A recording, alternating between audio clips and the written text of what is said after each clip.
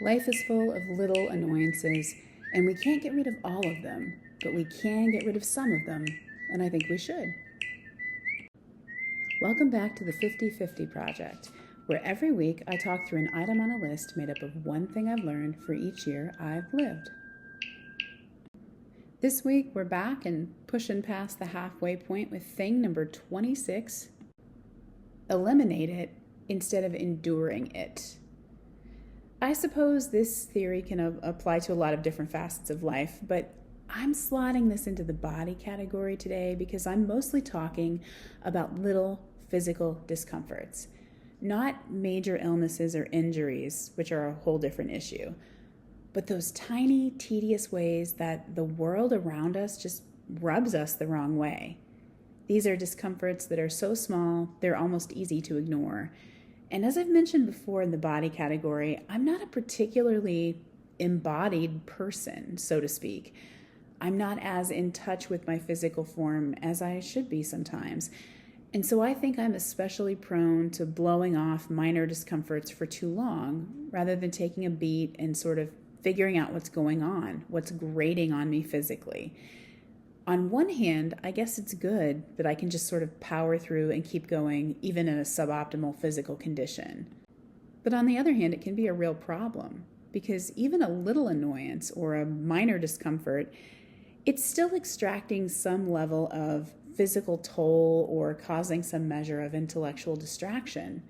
It's kind of like having a fly in the house, one of those that just kind of keeps circling in ways that aren't dangerous or debilitating, but that inflict that constant teeth-grinding buzz all around you. And if these kinds of little physical sensory distractions go on all day long, even if I'm still plowing through a work project or otherwise just going about my day, I think it can progress or worsen. And I think we all know how that goes. Like, an uncomfortable desk chair is just annoying enough to keep us from getting completely in the zone at work, or maybe a pair of too snug shoes devolves into a blister after a day of errand running. You know how that kind of thing just sort of builds and worsens.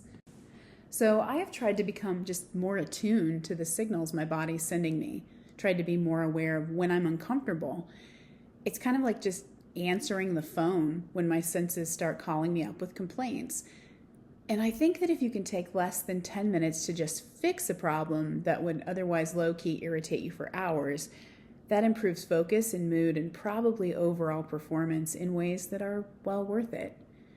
So rather than belabor this theoretically, I think I'll just go right into a few specific examples of little daily irritations that I think are a lot easier to eliminate than to endure. Okay, so number 1, chapped lips or dry hands. So it takes like 15 seconds to swipe on some lip balm or put some hand lotion on, and the discomfort and distraction that step can eliminate for me is really significant. Lip balms, whose praises I've sung before on this podcast, are expensive, but they're absolutely priceless when you need one. So I tend to buy a big box of my preferred chapstick variety, and I just keep tubes in several places where I live and work and drive. So there's always one at hand. For a while, though, I didn't keep hand lotion at my desk in the same way, and I think it's because I just didn't like looking at a big, clunky, ugly bottle just sitting out prominently on my desktop. And as a result, I would often sit there typing away with annoyingly dry hands, even though the bottle of lotion was maybe, 10 steps away in the bathroom. Gretchen Rubin, who writes a lot about habit formation, has talked a little bit about the strategy of convenience, meaning that your behavior is really impacted by how easy or how difficult it is to do something you either do or don't want to do. And it's surprising how tiny the twist on that dial actually needs to be to change the way we act or don't act. There have been studies that show just moving something slightly closer to or further away from you can have a big impact on whether you engage that item or not. So maybe you want to move a sugary snack a little further away, or even tuck it behind a closed cabinet door. Or maybe you want to bring your water bottle with you as you move from room to room throughout the day, if your goal is to stay hydrated. If the water is right at hand, it seems that we're just much more likely to actually drink it than if it's even a few feet away in the kitchen. And in my experience, this has been true for me. So I would sit at my desk with really uncomfortably, annoyingly dry hands, sometimes for hours, because getting the lotion meant stopping my task and getting up from the computer and breaking my concentration and walking just a few steps. So eventually, I bought a small refillable travel tube and started filling it with lotion from the larger bottle. And this was small. It could be tucked away unobtrusively. I keep it in a bowl on my desktop with the tape dispenser and my note cards. So I don't have to look at it in any particular way, but it's still immediately available for use. And that has made a huge difference. And I no longer am distracted by dry hands because I just fixed the problem immediately. So anyway, having lip balm and hand lotion within arm's reach really increases my comfort throughout the day. And thus I think it also increases my ability to focus. Okay, number 2, hunger or thirst. I have a very bad habit of ignoring or just not even registering hunger or thirst during the day, especially when I'm really working on something in depth. I can accidentally go several hours without so much as a sip of water. And I sometimes eat nothing all day long until my work routine slows way down in the late afternoon. And then, of course, I suddenly become acutely aware of how empty my stomach is or how dry my throat has become. And at that point, I'm not just peckish or looking for a healthy salad. I'm ravenous and on track to inhale 200,000 calories in chocolate and cheese crackers in 90 minutes. And that's not good for anybody. So I do try to build in some check-in times for myself throughout the day. I have this multi-step process that I try to follow first thing in the morning, which I talked about a couple episodes ago. But then when I get through that first set of activities and tasks, I try to pause and see how I'm feeling. Am I hungry? Am I thirsty? What kind of nutritionally decent thing can I chow down on now so I'm not chewing my own arm off later? And it seems like this should be so intuitive that you shouldn't have to track it. But when you get really absorbed in work, you can miss all of these signals that your body is sending you. So, maybe just check in on how thirsty or hungry you are. Okay, number 3, temperature. Is the room too warm? Is it too cold? That's another thing that I think can really wear on us and dull our concentration and make us less comfortable and happy than we could otherwise be. And all without us really noticing it sometimes. I mean, obviously you're going to notice if a room is freezing or if it's boiling. But I think if it's just a little too warm or a little too cool to be comfortable, we tend to shut off those signals and just forge ahead. Or at least that's true for me. So now if I find myself thinking, gosh, it's warm in here, I try to make myself go beyond just taking notice to taking action. I turn on the air or pull out a fan, or maybe it's just a matter of stripping off a sweater that was fine in the morning but is too heavy now that the day is warmed up. And if I find myself shivering, I turn up the heat or put the sweater back on. It's just another part of trying to get better at listening to whatever my body is telegraphing about comfort or ease, and then saying to myself, okay, that's fixable and it's worth fixing. Number 4 is lighting. In my last home, in my little house in Georgia, my desk was right up against these 2 very large dining room windows. And I loved it. It was my favorite thing about that wonderful little cottage I rented because it looked out at the North Georgia woods. And there were deer, and there was occasionally a fox even, and the skies and the clouds and the woods themselves changing throughout the seasons. I wouldn't have had my desk anywhere else in that house, and I still think it's probably the best desk view I'll ever have in my life. It was gorgeous. But there were a couple hours every day during which the hot southern sun was just blazing right through those windows directly into my eyeballs. And there were days that I was sort of vaguely annoyed by that, but not consciously attuned to the intensity or the discomfort of it. And I would sometimes sit there squinting into direct sunlight until I had a splitting headache.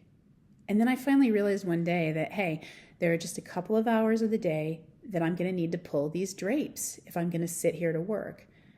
And once I became consciously aware of that and sort of articulated it for myself and thought about the simple fix, it seemed so obvious and so painfully self-evident that I had been sort of stupidly overtaxing my eyes day after day. But it took a while for me to actually listen to what my body was telling me. So these days, I do try to pay attention when the light levels go too high, or even when the light levels go too low, and I find I'm compensating by cranking up the screen brightness in ways that really aren't great for my eyes either. And I think I do a better job just being proactive about whether I have enough light to see what I'm doing and that my space that I'm working in is comfortable and functional, at least as much as I can make it. Okay, finally, number 5, I try to be more noise aware. And this isn't really a health or a well-being issue because I'm not typically exposed to particularly loud noises, but I do find myself very distracted even by low-level sounds. This summer, for example, the hotel across the street from me has been renovating their parking garage. And by renovating, I mean jackhammering the hell out of it all day, every day. And it isn't really that loud inside my apartment, but it is noticeable and it is persistent. And the fact is, I'm just the type of person to be bothered by that kind of thing. That repetitive, low-level noise kind of gets to me. So sometimes I wear headphones. Often they're playing some kind of white noise. I really like the Calm app for their meditation soundscape, so I might turn on ocean waves or twittering birds or wind blowing around a snowy mountaintop or whatever. Or sometimes I just wear simple foam earplugs. And they don't block out all the sounds, but they do muffle everything. And I find that it just helps me to concentrate. It's soothing for whatever reason. And earplugs are really cheap, so why not?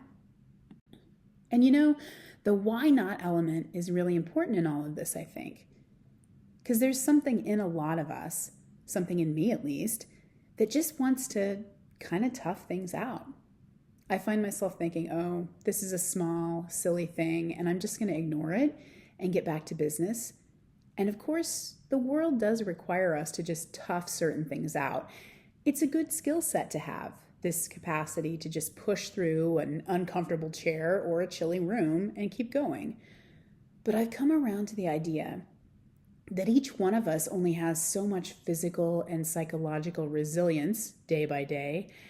And why should I waste it on something that can be easily remedied? So for me, it often pays dividends in concentration and general happiness to make an easy fix if I can. To stuff like dry skin or an empty stomach or a hot room or bad lighting or a jackhammer next door or whatever else is rubbing me the wrong way that day.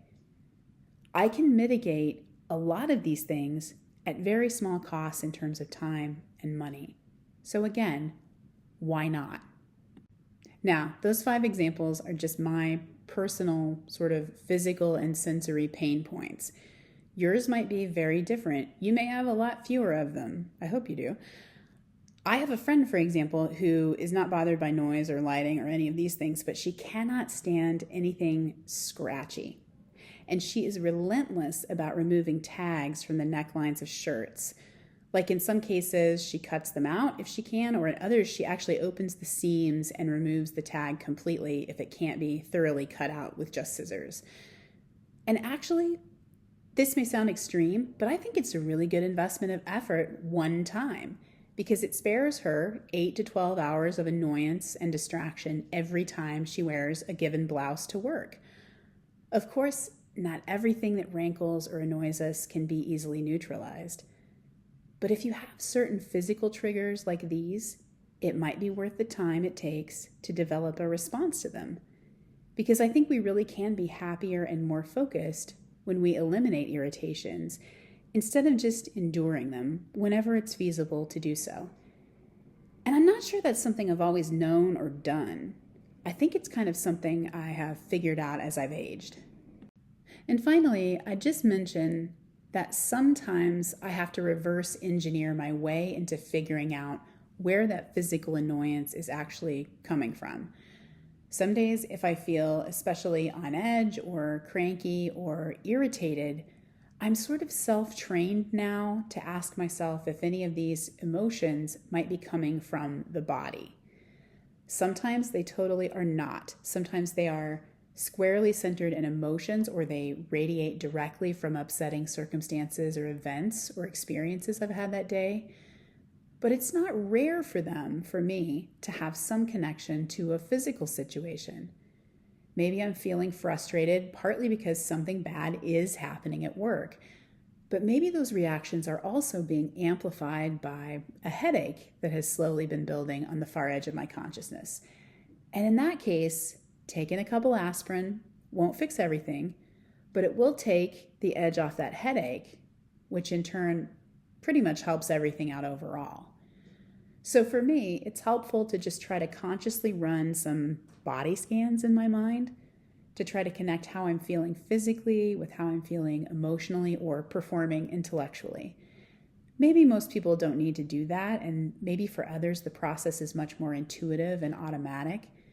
But again, as somebody who just isn't as physically attuned as I sometimes wish I were, it's been helpful to me to take these intentional extra steps. Okay, I think that's about enough of this for now. I wish you nothing but good lighting and comfortable seating from here on out. Thanks for spending some time with me today, and I'll be back next week with thing number 27.